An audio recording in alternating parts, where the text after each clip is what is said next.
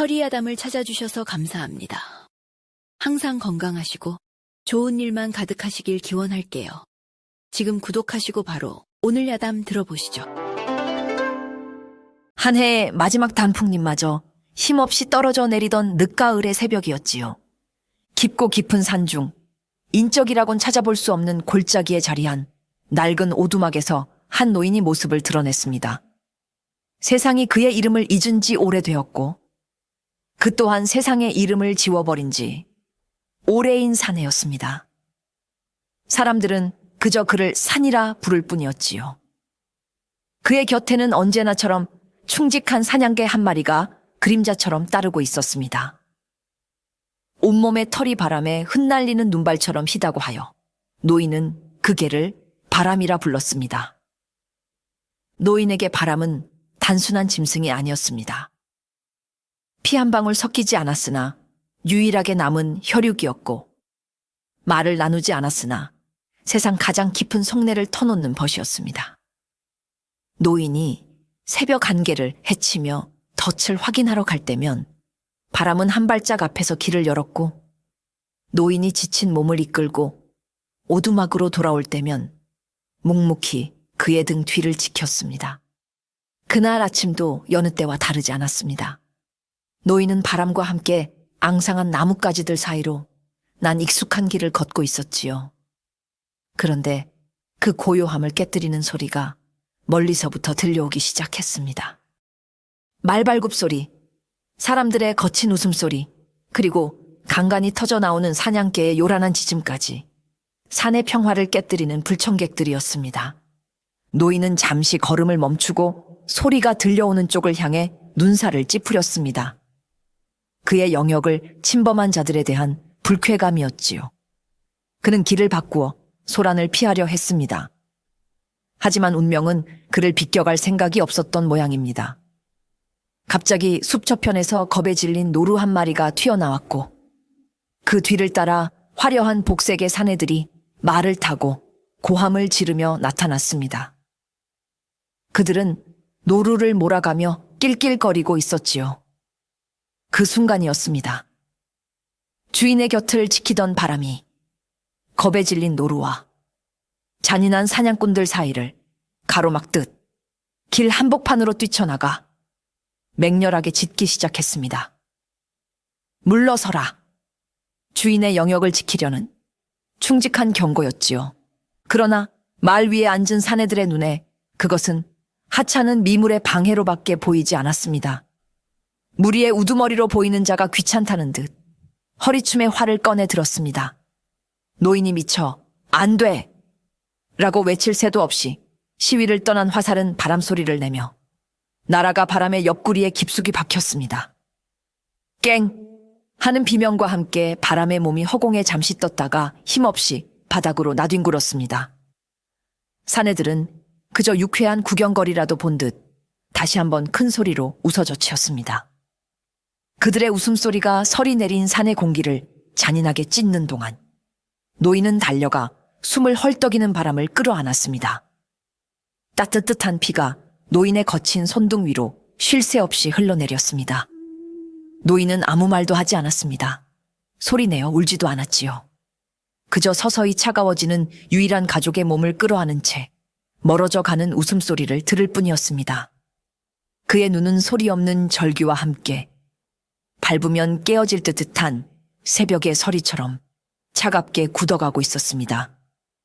산의 주인을 자처하며 노인의 영역을 침범한 무리는 한양에서도 그 위세가 등등하기로 소문난 이참판과 그의 일행이었습니다. 이참판은 대대로 쌓아 올린 부와 권세를 바탕으로 세상을 제 발 아래에 두는 것을 당연하게 여기는 사내였지요. 법도와 예의는 힘없는 자들이나 지키는 굴레일 뿐 자신과 같은 권세가에게는 거추장스러운 장식에 불과하다고 생각했습니다. 특히 그의 망나니 외아들인 이진혁은 아비의 권세만 믿고 저작거리에서 온갖 폐악질을 일삼기로 유명했으니 그 아비의 그 아들이라 할 만했습니다. 차가워진 바람의 몸을 땅에 묻어준 노인은 뜬 눈으로 밤을 새웠습니다. 유일한 가족을 잃은 슬픔은 그의 가슴을 도려내는 듯 아팠지만 그보다 더 깊은 곳에서는 차가운 분노가 소용돌이치고 있었습니다. 그는 평생을 세상의 법도와 인연을 끊고 살아왔지만 이번만큼은 그대로 넘어갈 수가 없었습니다. 아무리 미물이라 한들 생명이었고 아무리 권세가라 한들 죄를 지었으면 벌을 받는 것이 세상의 이치여야만 했습니다. 그는 다음날 동이 트자마자 수십 년 만에 처음으로 산을 내려가기로 결심했습니다. 관에 가서 억울함을 고하고 법의 이름으로 이참판의 죄를 묻기 위함이었지요.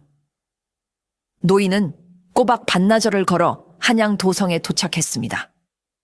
수십 년 만에 다시 밟은 도성은 모든 것이 낯설었습니다.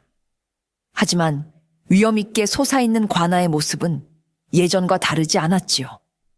그는 굳게 닫힌 관아의 문 앞에서 한참을 서성이다 용기를 내어 문을 지키는 포졸에게 다가갔습니다. 남루한 행색의 노인이 다가오자 포졸의 얼굴에는 귀찮음과 경멸의 빛이 역력했습니다. 무슨 일이요? 영감?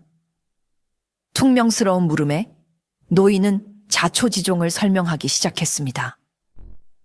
이참판이라는 자가 자신의 사냥개를 활로 쏘아 죽였으니 이 억울함을 풀어달라고 말입니다. 노인의 이야기가 채 끝나기도 전에 포졸은 코웃음을 쳤습니다. 뭐요? 이참판 나리께서? 영감, 지금 제정신이요? 그의 목소리에는 노인을 미치광이 취급하는 조롱이 가득했습니다. 설령 나리께서 그러셨다 한들 개 한 마리 죽은 것 가지고 이 관아의 문을 두드릴 셈이요?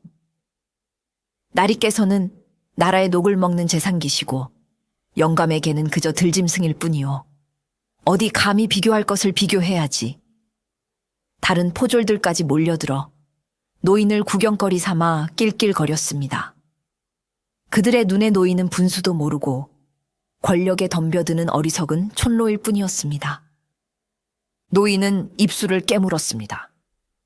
그는 다시 한번 차분하게 생명의 무게는 신분에 따라 달라지는 것이 아니지 않느냐고, 법은 만인에게 공평해야 하는 것이 아니냐고 물었습니다. 그 말이 끝나자마 포졸 하나의 얼굴이 험악하게 변했습니다. 이 늙은이가 감히 참판 나리를 능멸하고 관아의 법도를 흔들려 하는구나.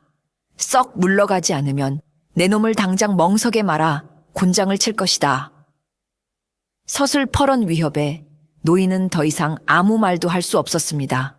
노인은 말없이 돌아섰습니다. 세상이 그를 철저히 외면했으니 이제 그 또한 자신만의 방식으로 세상에 답을 할 차례였습니다. 다시 돌아온 오두막은 유난히 더 춥고 텅 비어 보였습니다. 문을 열어도 꼬리를 치며 반겨주는 바람이 없었고 화롯가에 앉아도 온기를 나누던 천이 없었지요. 노인은 텅 빈 방 한가운데에 망연히 앉아 있었습니다. 세상의 법이 그에게 등을 돌린 순간 그의 마음속에 남아있던 마지막 미련과 기대는 산산조각이나 버렸습니다. 세상이 정의를 외면한다면 스스로 정의를 행할 수밖에 없었습니다. 그는 자리에서 일어나 낡고 검게 그을린 아궁이 앞으로 다가갔습니다. 수십 년간 불을 떼며 단단하게 굳어버린 아궁이의 한쪽 벽. 노인은 잠시 그 벽을 말없이 어루만지더니 이내 곁에 있던 부직갱이를 들어 힘껏 내리치기 시작했습니다. 쿵, 쿵, 쿵. 둔탁한 소리가 적막한 오두막을 가득 채웠습니다. 흙먼지가 자욱하게 피어오르고 얼마 지나지 않아 단단했던 벽이 허물어지며 그 안에서 네모난 공간이 드러났습니다. 마치 굳게 닫혔던 과거의 무덤이 열리는 듯한 순간이었습니다. 공간 안에는 두툼한 기름 종이에 쌓인 꾸러미 하나가 고이 모셔져 있었습니다. 노인은 경건한 손길로 그 꾸러미를 꺼내 들었습니다. 수십 년의 세월이 흘렀음에도 기름 종이는 바싹 마른 채 제 역할을 다하고 있었지요. 그는 조심스럽게 종이를 펼쳤습니다. 그러자 안에서 희미한 기름 냄새와 함께 서슬 퍼런 빛을 간직한 물건들이 모습을 드러냈습니다. 한자 남짓한 길이의 단도 한 자루와 보통의 활보다 훨씬 작고 단단해 보이는 각궁 하나, 그리고 짐승의 힘줄로 꼬아 만든 시위와 독특한 모양의 화살 몇 개였습니다. 그것들은 과거, 이 나라가 가장 혼란스러웠던 시절, 북방의 국경을 피로써 지켜냈던 전설적인 무관 집단, 다물군. 오직 실력만으로 뽑혀 왕의 직속 명령만을 따르던 비밀스러운 부대. 노인은 바로 그 다물군의 마지막 생존자였습니다. 반정의 피바람 속에서 동료들을 모두 잃고 역사의 패배자가 되어 이 깊은 산속으로 숨어든 것이지요. 그는 칼을 버리고 활을 놓으며 다시는 피를 보지 않으리라 맹세했지만 세상은 그를 가만히 내버려 두지 않았습니다. 노인은 서늘한 칼날에 자신의 얼굴을 비추어 보았습니다. 그 안에 잠에서 깨어난 차갑고 무자비한 전사의 눈빛이 번뜩이고 있었습니다. 그날 밤 달빛이 교교하게 산골짜기를 비추었습니다. 노인은 기름 등잔불 하나에 의지한 채 수십 년 만에 다시 손에 쥔 자신의 옛 무기들을 정성껏 닦고 있었습니다. 그는 마치 오랜 벗을 다시 만난 듯 칼과 활의 구석구석을 부드러운 천으로 어루만졌습니다. 칼날은 여전히 예리했고 활대는 뒤틀림 하나 없이 팽팽한 탄성을 유지하고 있었지요. 그것들은 주인을 잃고 깊은 잠에 빠져 있었을 뿐 결코 그 본질을 잊지 않고 있었습니다. 노인은 잠들었던 과거의 자신을, 그리고 자신의 분신과도 같았던 이 무기들을 다시 한번 일깨우고 있었습니다. 모든 손질을 마친 노인은 조용히 오두막을 나섰습니다. 그의 손에는 잘 닦인 단도 한 자루와 맑은 술이 담긴 작은 호리병이 들려 있었지요. 그는 오두막 뒤편, 가장 양지 바른 곳에 자신이 직접 만들어준 바람의 작은 무덤으로 향했습니다. 정성껏 쌓아 올린 돌무덤 앞에는 낮에 꺾어온 들국화 몇 송이가 달빛 아래 청초하게 피어 있었습니다. 노인은 무덤 앞에 꿇어 앉았습니다. 그리고는 호리병을 들어 맑은 술을 작은 잔에 따라 무덤 앞에 조심스럽게 부었습니다. 마지막 가는 길, 목이라도 죽이거라. 나직하게 읊조리는 그의 목소리는 슬픔에 젖어 있었으나 이상하리만치 차분하고 단단했습니다. 그는 남은 술을 스스로의 입에 털어 넣었습니다. 차가운 술이 목구멍을 타고 넘어가자 뜨거운 불길이 가슴 속에서 치솟는 것만 같았습니다. 그는 빈 호리병을 옆에 내려놓고 품에서 단도를 꺼내 들었습니다. 쉬익 하는 소리와 함께 칼집에서 뽑혀나온 단도가 달빛을 받아 서늘하게 빛났습니다. 노인은 그 칼끝으로 자신의 손바닥을 살짝 베었습니다. 선홍색 피가 방울져 맺히는 것을 그는 그저 무감하게 바라볼 뿐이었지요. 그리고는 그 피 묻은 칼날을 바람의 무덤 앞 땅에 깊숙이 꽂았습니다. 푹 하는 소리와 함께 칼날이 흙 속으로 반쯤 파고들었습니다. 그것은 단순한 행동이 아니었습니다. 말을 잃은 자의 소리 없는 맹세이자 피로써 맺는 엄숙한 계약이었습니다. 너의 억울함을 이 칼에 담아 반드시 그 대가를 치르게 하겠다. 한참 동안 땅에 박혀있던 칼은 그 땅의 모든 슬픔과 분노를 빨아들이기라도 한 듯 더욱 차갑게 빛나는 듯 했습니다. 노인은 칼을 뽑아 들었습니다. 심판의 시간은 이제 막 시작되려 하고 있었습니다. 이참판은 산에서 있었던 일을 까맣게 잊고 있었습니다. 그의 인생에서 사냥개의 죽음 따위는 길을 가다 밟은 작은 돌멩이 하나와도 같은 기억할 가치조차 없는 사소한 일이었기 때문이지요. 그는 여전히 고래등 같은 기와집에서 비싼 음식과 술을 즐기며 아첨하는 자들에게 둘러싸여 권세를 누리고 있었습니다. 그에게 세상은 변함없이 평화롭고 모든 것이 자신의 발 아래에 있는 듯 보였습니다. 그 오만한 평화가 깨어지기 시작한 것은 바로 그날 새벽의 일이었지요. 이른 아침 저택의 대문을 열기 위해 나온 하인이 기겁을 하며 안으로 뛰어들어왔습니다. 그의 얼굴은 새하얗게 질려 있었고 말조차 제대로 잊지 못했지요. 날이 대문에 이상한 것이 박혀 있사옵니다. 이참판은 아침부터 무슨 호들갑이냐며 역정을 냈지만 하인의 겁에 질린 표정이 심상치 않아 마지못해 몸을 일으켜 대문으로 향했습니다. 그리고 그는 자신의 눈을 의심해야만 했습니다. 육중한 저택의 대문 한가운데 마치 사람의 형상을 한 듯한 집 인형이 매달려 있었습니다. 그리고 그 집 인형의 가슴팍, 정확히 심장이 있어야 할 위치에는 화살 한 대가 깊숙이 박혀 있었지요.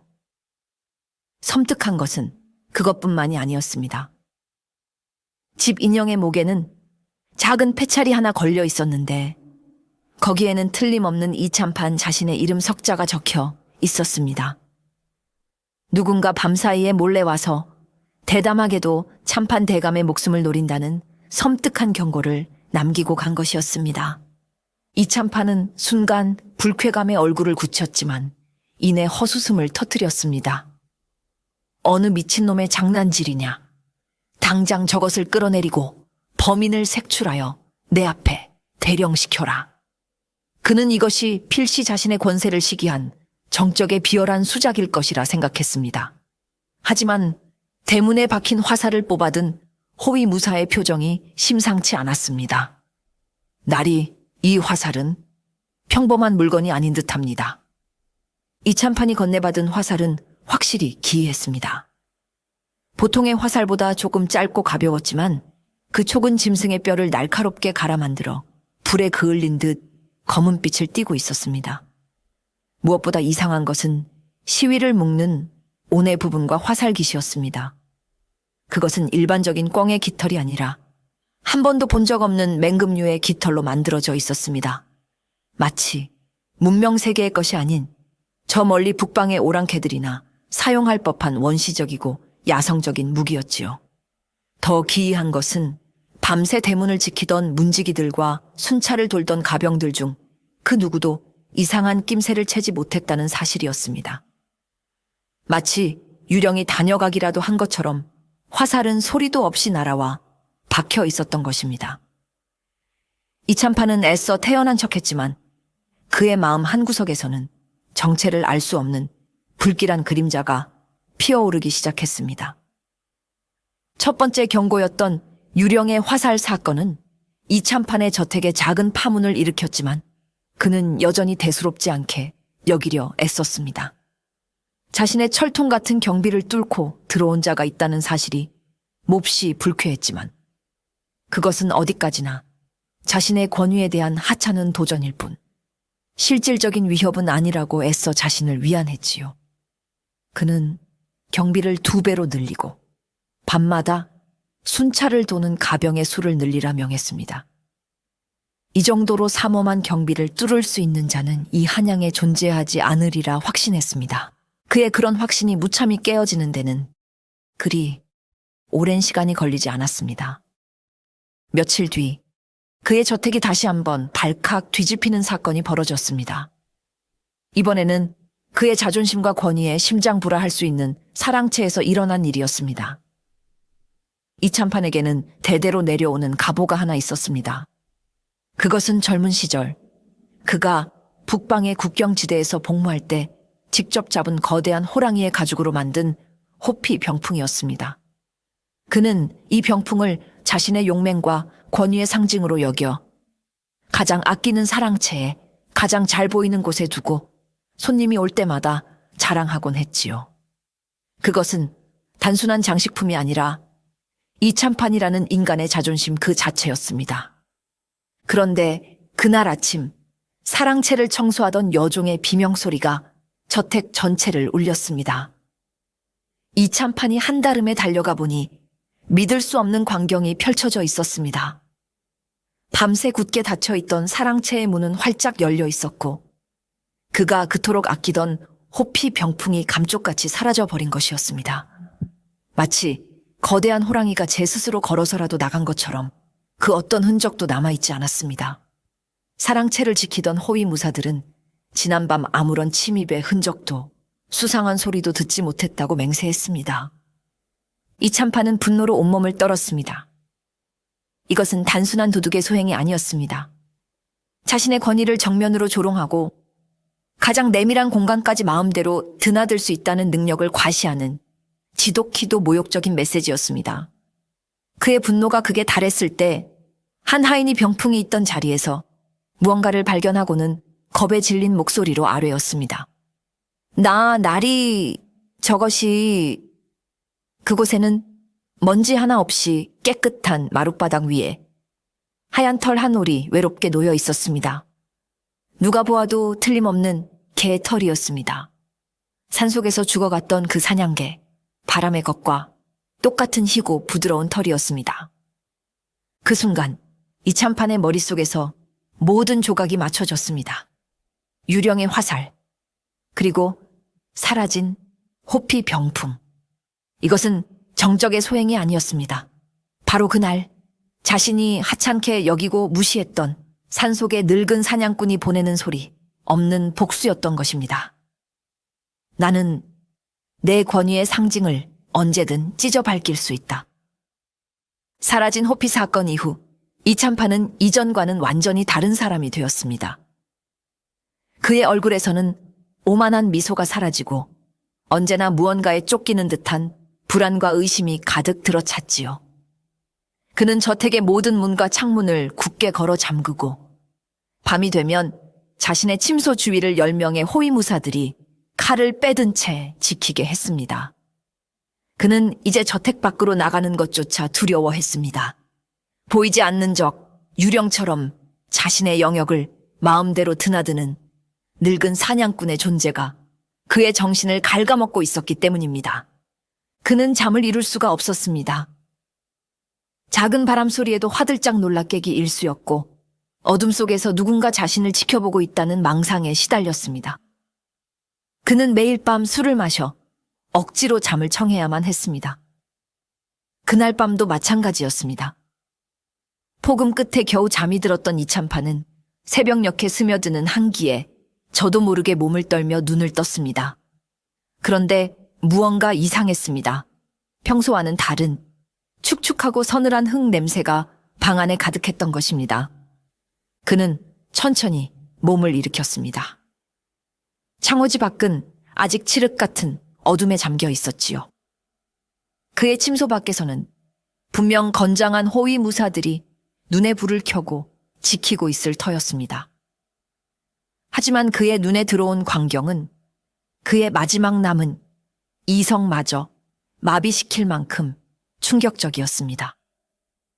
자신의 머리맡, 그가 누워있던 바로 옆자리에 선명한 진흙 발자국 2개가 찍혀 있었습니다. 마치 누군가 밤새도록 그의 잠든 얼굴을 바로 곁에서 내려다보기라도 한 것처럼 말입니다. 그것만으로도 심장이 멎을 듯한 공포였지만 정말 그를 경악시킨 것은 발자국 옆에 놓인 물건이었습니다. 산짐승을 잡을 때 쓰는 굵은 밧줄로 만든 사냥용 올가미 하나가 마치 그의 목을 기다리기라도 하는 것처럼 단정하게 놓여 있었습니다. 나는 네가 가장 깊이 잠든 순간에도 네 목숨을 거둘 수 있다. 소리 없이 놓인 올가미는 그 어떤 협박보다도 더 직접적이고 잔인한 메시지를 전달하고 있었습니다. 이참판은 비명조차 지를 수 없었습니다. 그는 떨리는 손으로 방문을 열었습니다. 그러자 놀랍게도 문 밖을 지키고 있던 10명의 호위 무사들이 모두 벽에 기댄 채 깊은 잠에 빠져 있었습니다. 마치 단체로 독이라도 마신 것처럼 누가 업어가도 모를 정도로 곤히 잠들어 있었던 것입니다. 어떻게? 대체 무슨 수로? 그의 철옹성 같던 저택, 그의 충직한 칼들은 한낱 장식품에 불과했습니다. 정체를 알 수 없는 그 늙은이는 마음만 먹으면 언제든 자신의 목에 올가미를 걸 수 있는 유령이자 저승사자였습니다. 이참판은 그 자리에 주저앉아 해가 뜰 때까지 어린아이처럼 온몸을 벌벌 떨어야만 했습니다. 이참판이 보이지 않는 공포에 질려 폐인처럼 변해가는 동안 그의 아들 이진혁의 생각은 전혀 달랐습니다. 그는 아비가 겪는 심리적 고통을 이해하지 못했습니다. 그의 눈에 아비는 고작 산골 늙으니 하나의 장난질의 위엄을 잃고 벌벌 떠는 겁쟁이로밖에 보이지 않았지요. 그는 자신의 아버지가 한양 최고의 권세가라는 사실을 단 한순간도 잊어본 적이 없었습니다.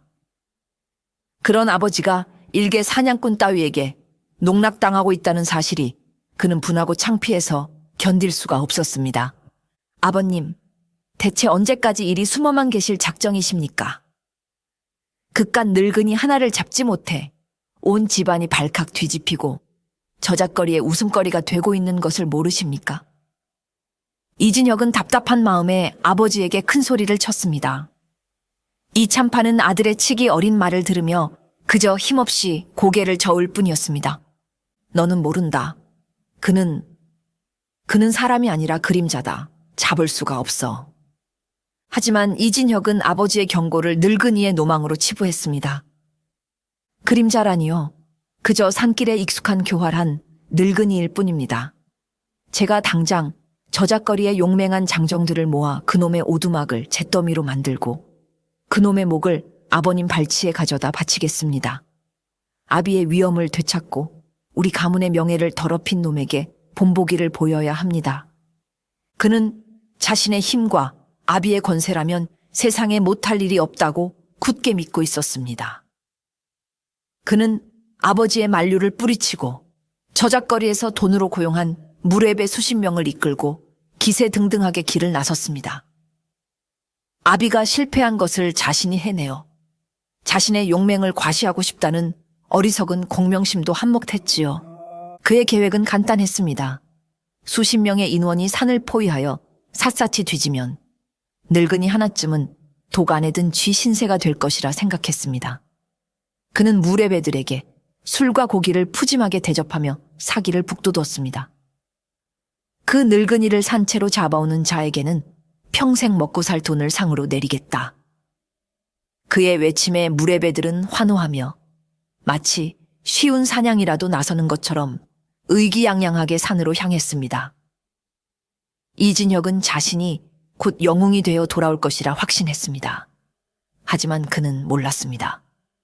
산은, 특히 주인이 분노한 산은 오만한 침입자에게 결코 길을 허락하지 않는다는 사실을 말입니다. 그의 어리석은 도발은 이제 막 시작된 비극의 두 번째 막을 올리는 효시에 불과했습니다.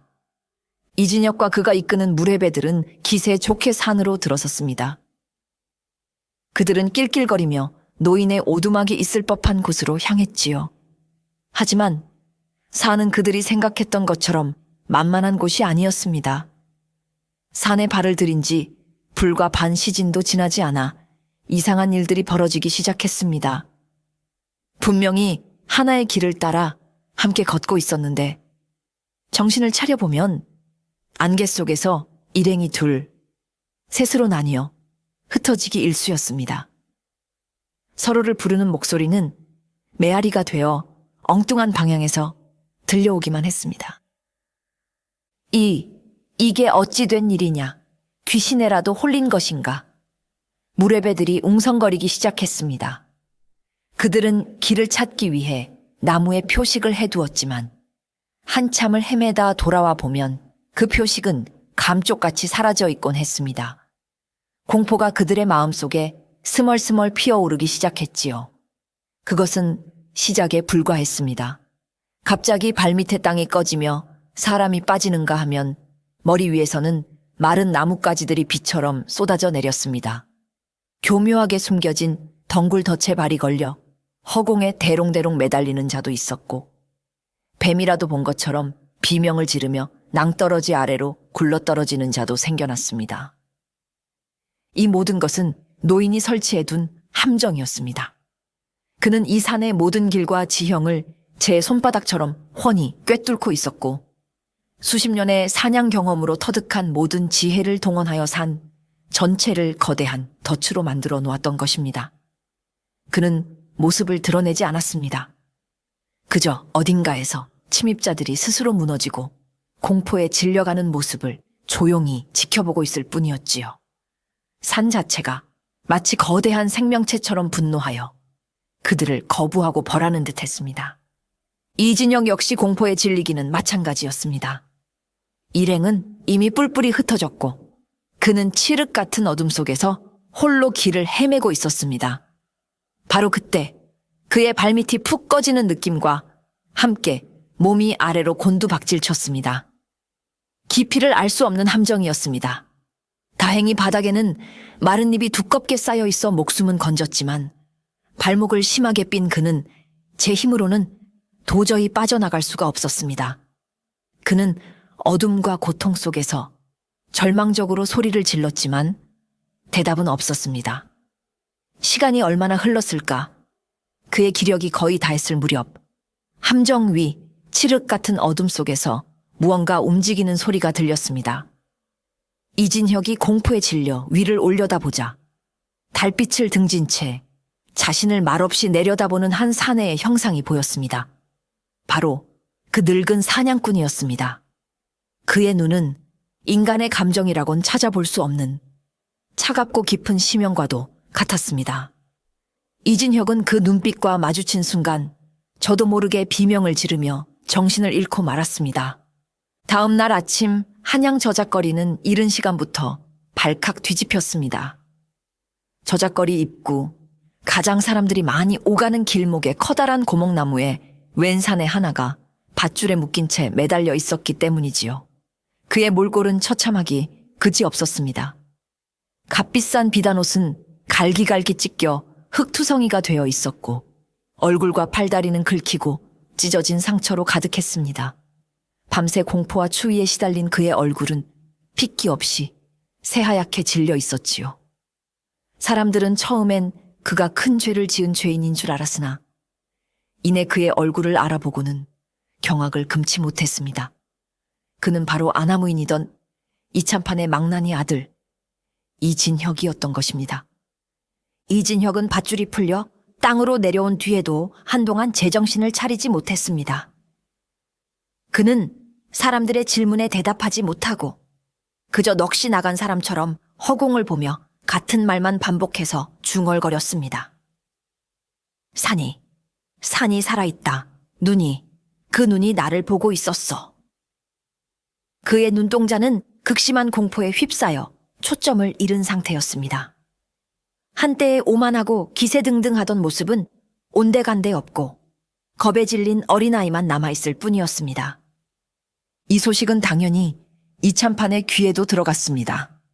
아들이 저작거리 한복판에 조롱거리처럼 매달려 있었다는 소식을 들은 이참판은 처음에는 치밀어 오르는 분노와 치욕에 온몸을 떨었습니다. 감히 자신의 아들을 이 한양의 누구도 함부로 대할 수 없는 참판 대감의 아들을 이토록 능멸하다니. 그는 당장이라도 남은 사병을 모두 풀어 그 늙은이의 목을 베어오고 싶었습니다.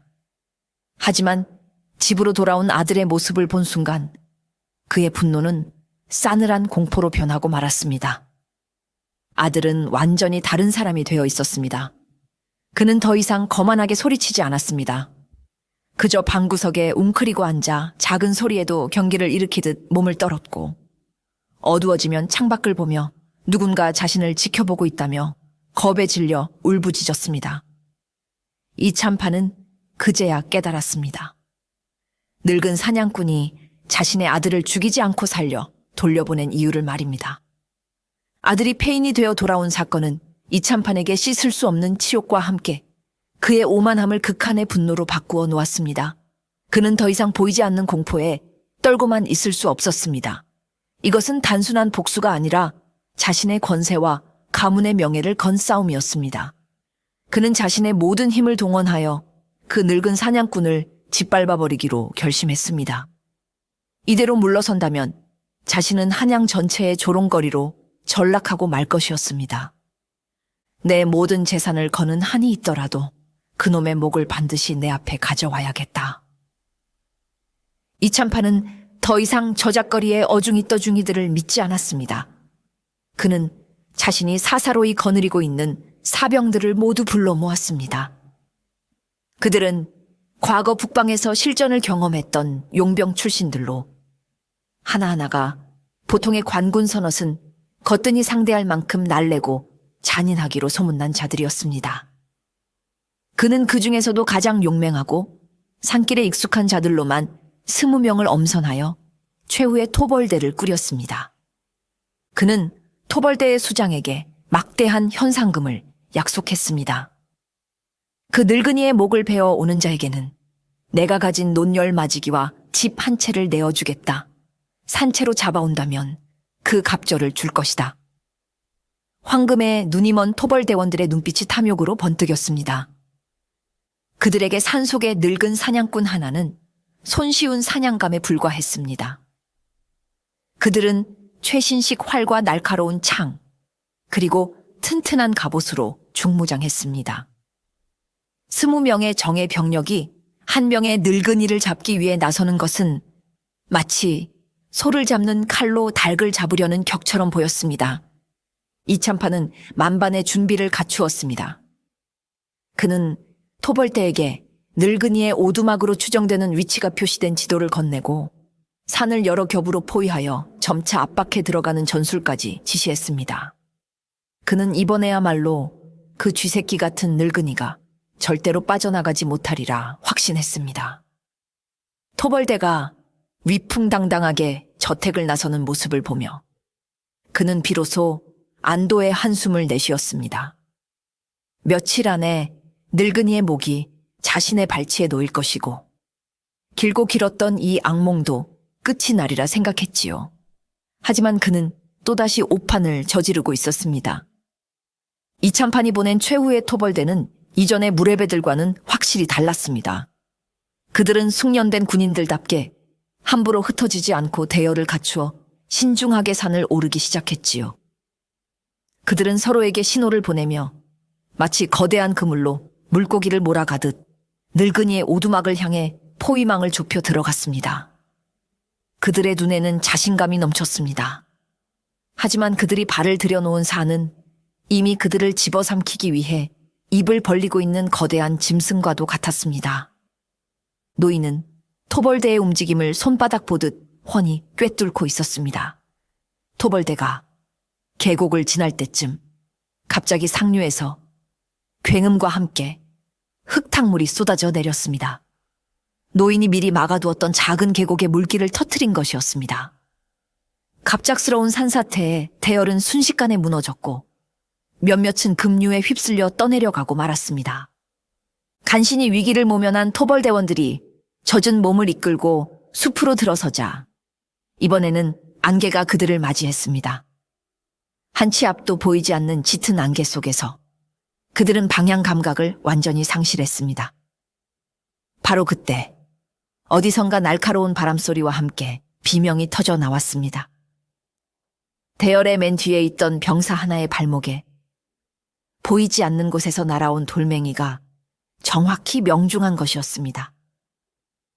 공격은 거기서 그치지 않았습니다. 사방에서 날아온 돌멩이들이 그들의 투구를 때리고 갑옷을 두드렸습니다.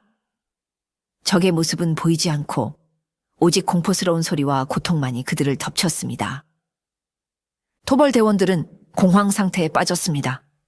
그들은 허공에 칼을 휘두르고 안개 속을 향해 닥치는 대로 화살을 쏘아댔지만 아무런 소용이 없었습니다. 그들의 공포심을 더욱 극대화시킨 것은 바로 소리였습니다. 어디선가 늑대의 울음소리가 들리는가 하면 반대편에서는 곰의 포효와도 같은 소리가 들려왔습니다.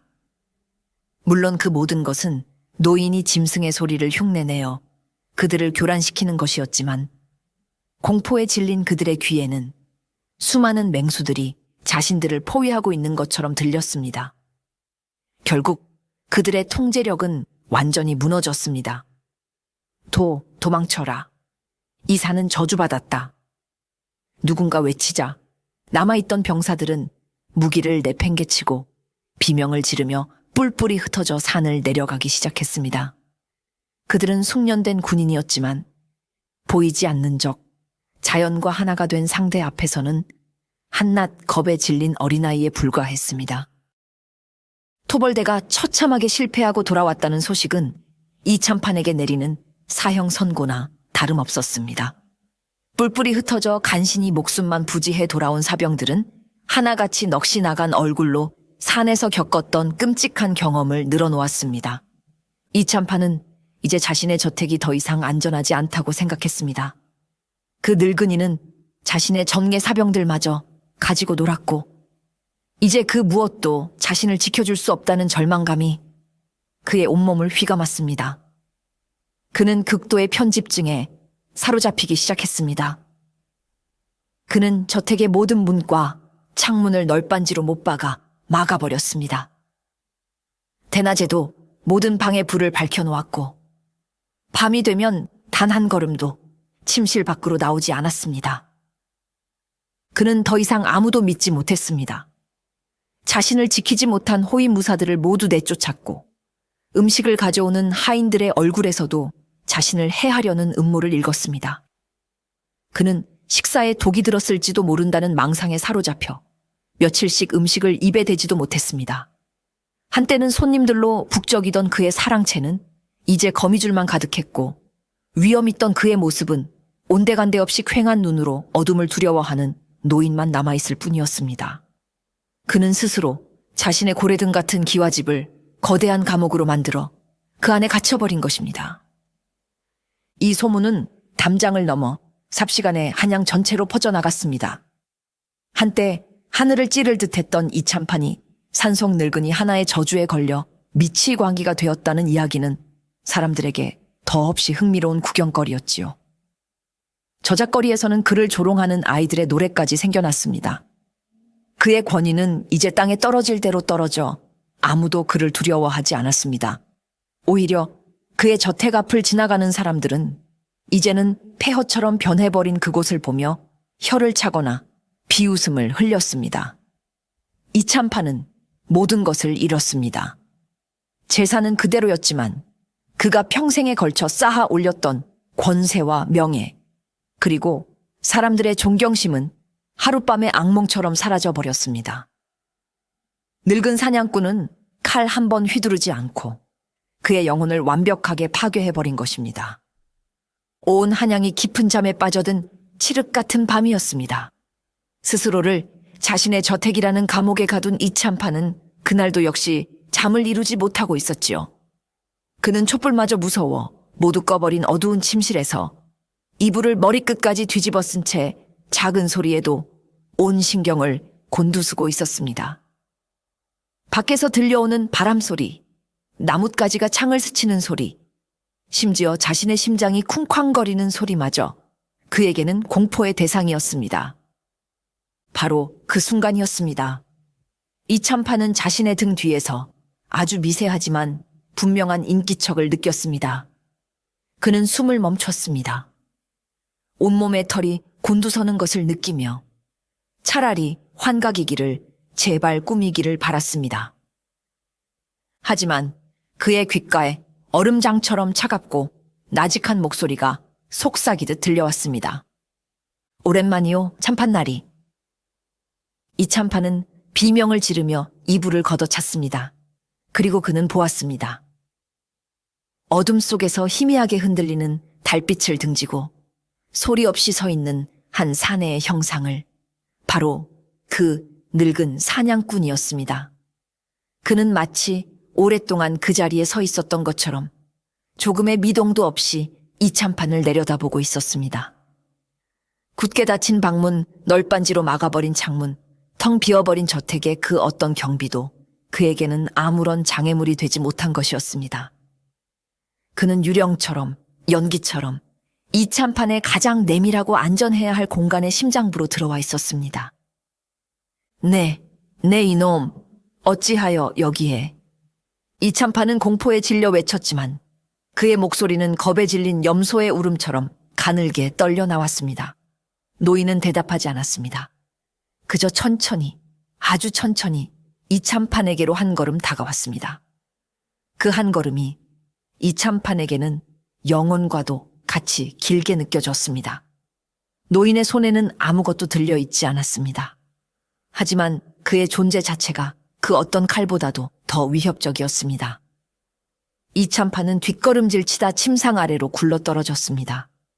그는 필사적으로 도망치려 했지만 공포로 인해 다리에 힘이 풀려 기어가는 것조차 할 수 없었습니다. 노인은 그런 그를 마치 벌레를 내려다보듯 무감정한 눈으로 바라볼 뿐이었습니다.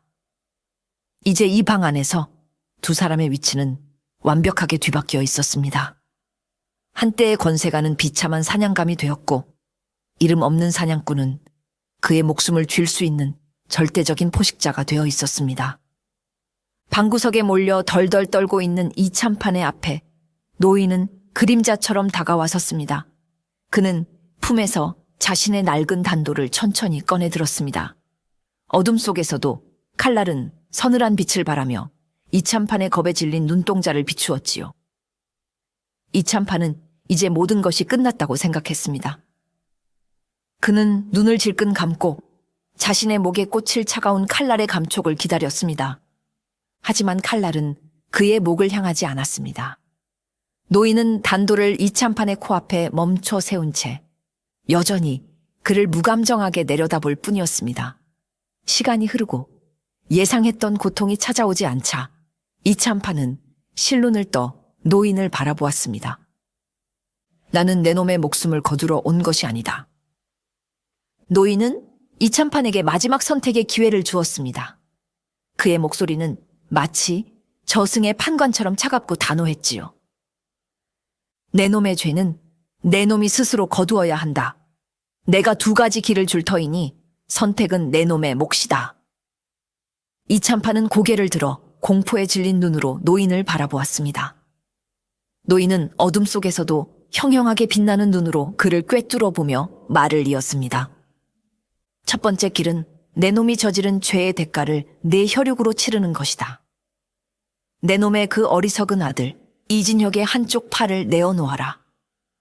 그리하면 나 또한 내 가족을 잃은 슬픔의 일부를 덜고 이 모든 일을 끝낼 것이다. 그 말에 이참판의 얼굴이 새하얗게 질렸습니다. 이미 폐인이 되어버린 아들의 팔까지 잘라내야 한다는 것은 그에게 사형 선고나 다름없는 잔인한 제안이었습니다. 노인은 그의 표정 변화는 아랑곳하지 않고 두 번째 길을 제시했습니다.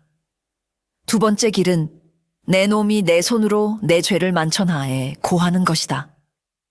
내일 동이 트는 대로 내 놈의 그 높은 관복을 벗고 죄인의 복장으로 갈아입어라.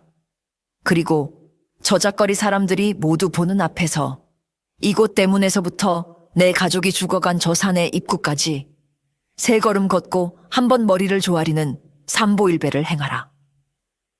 이참판은 숨을 죽였습니다. 삼보일배. 그것은 한양의 참판 대감이 온 백성들 앞에서 자신의 죄를 고백하며 스스로를 낮추는 끔찍한 굴욕이었습니다. 그것은 그의 사회적 생명을 완전히 끊어버리는 것과 마찬가지였습니다. 선택하라. 노인의 마지막 말이 방 안에 울려 퍼졌습니다. 이참판은 극심한 갈등에 휩싸였습니다. 자신의 마지막 남은 자존심과 권위를 지킬 것인가? 아니면 하나뿐인 아들의 육신을 지킬 것인가? 그는 평생을 자신의 이익과 명예만을 위해 살아왔습니다. 하지만 폐인이 되어버린 아들의 공허한 눈동자를 떠올리는 순간 그의 마음속에서 무언가 무너져 내렸습니다. 오랜 침묵 끝에 그는 마침내 떨리는 목소리로 대답했습니다. 제가 가겠습니다. 그의 대답과 함께 노인은 그림자처럼 소리 없이 어둠 속으로 사라졌습니다. 다음 날 아침, 한양 저잣거리는 전례 없는 광경에 술렁이기 시작했습니다. 그 위세등등하던 이참판이 화려한 비단 관복 대신 죄인이 입는 거친 상복을 입고 자신의 저택 대문 앞에 무릎을 꿇고 있었기 때문입니다. 그의 옆에는 아들 이진혁이 넋이 나간 얼굴로 부축을 받으며 서 있었습니다. 사람들은 처음에는 무슨 연극이라도 벌이는 것인가 의아해했지만 이내 이참판의 행동을 보고 경악을 금치 못했습니다. 그는 땅바닥에 이마가 닿을 정도로 깊이 머리를 조아리더니 힘겹게 몸을 일으켜 세 걸음을 옮겼습니다. 그리고는 다시 무릎을 꿇고 머리를 조아렸습니다. 삼보일배. 한양에서 가장 높은 권세가 중 하나였던 그가 저작거리의 천민들과 상인들이 모두 지켜보는 앞에서 자신의 죄를 온몸으로 고백하고 있었던 것입니다. 저 양반이 드디어 미쳤나 봐. 아닐세 필시, 그 산속 늙은이의 저주 때문일 걸세. 사람들은 수군거리며 그 광경을 구경했지만 시간이 지날수록 조롱의 목소리는 점차 잦아들었습니다. 대신 그 자리에는 뭐라 형용할 수 없는 숙연함이 감돌기 시작했지요. 이참판의 걸음은 느리고 위태로웠습니다. 평생을 가마나 말 위에서만 살았던 그의 무릎은 금세 벗겨져 피가 흘렀고 이마는 돌부리에 찧어 퉁퉁 부어올랐습니다. 하지만 그는 멈추지 않았습니다. 그는 고통 속에서 자신이 무시하고 짓밟았던 수많은 이들의 얼굴을 떠올렸을지도 모릅니다. 그리고 자신이 죽인 그 이름 없는 사냥개의 마지막 눈빛을 떠올렸을지도 모르지요.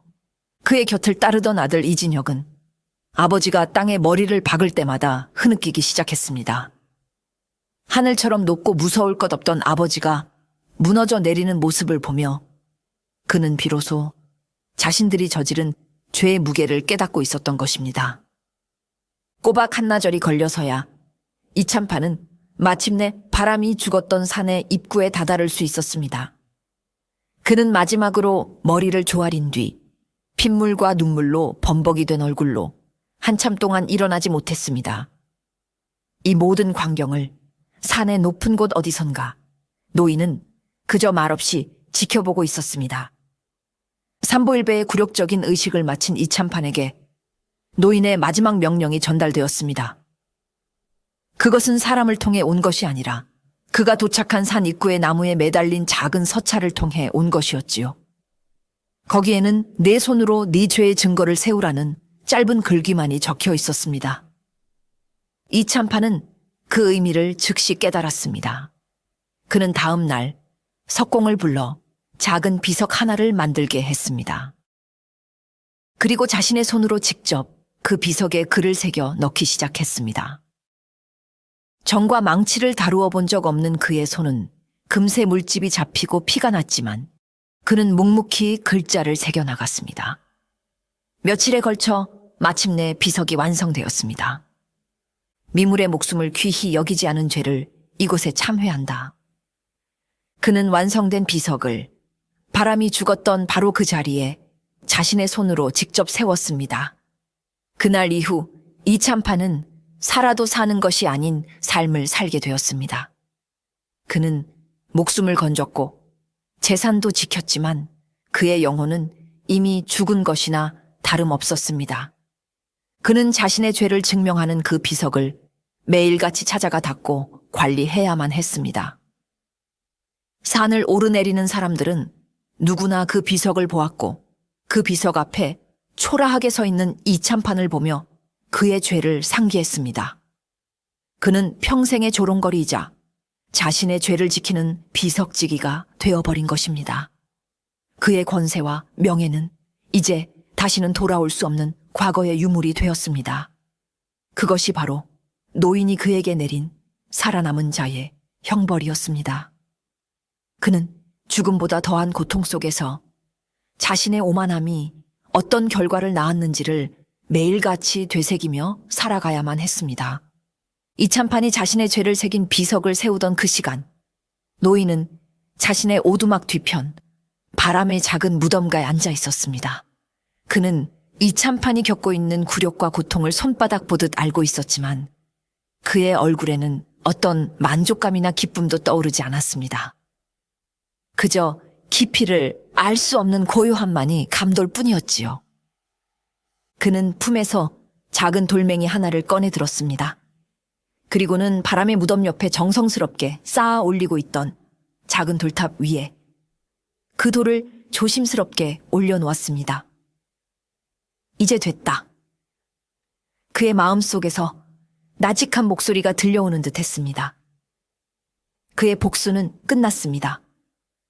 그것은 피를 부르는 야만적인 복수가 아니라 한 오만한 인간에게 생명의 무게를 깨닫게 하고 그의 영혼을 벌하는 침묵의 심판이었습니다. 노인은 다시 자신의 낡은 활과 단도를 기름종이에 싸서 허물었던 아궁이 벽 속에 깊숙이 봉인했습니다.